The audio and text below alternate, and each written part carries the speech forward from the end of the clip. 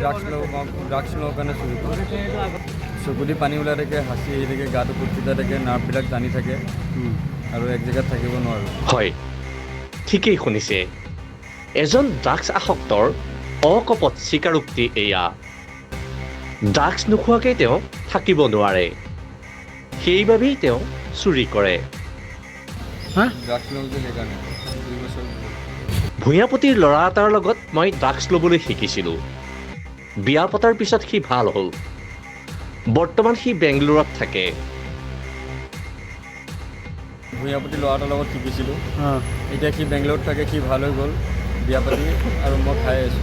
মই ধিংগেট আৰু ইটাপাৰাৰ পৰা ড্ৰাগছ কিনো এজনে মটৰচাইকেলত আহি দি যায় দলঙত এই ল'ৰা এটা আহে বাইক লৈ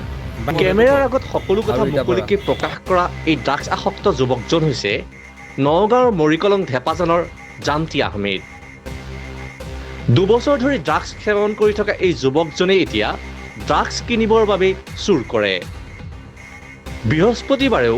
নগাঁও চহৰৰ মুকুট শৰ্মা চাৰিআলিৰ সমীপত এটা নিৰ্মীয়মান গৃহৰ পৰা লোহাৰৰ সামগ্ৰী চুৰি কৰি থাকোঁতেই হাতেলোতে ধৰা পৰে এই যুৱকজন ৰাইজে কৰায়ত্ব কৰা ড্ৰাগছ আসক্ত যুৱকজনক পৰৱৰ্তী সময়ত গতাই দিয়া হয় আৰক্ষীৰ হাতত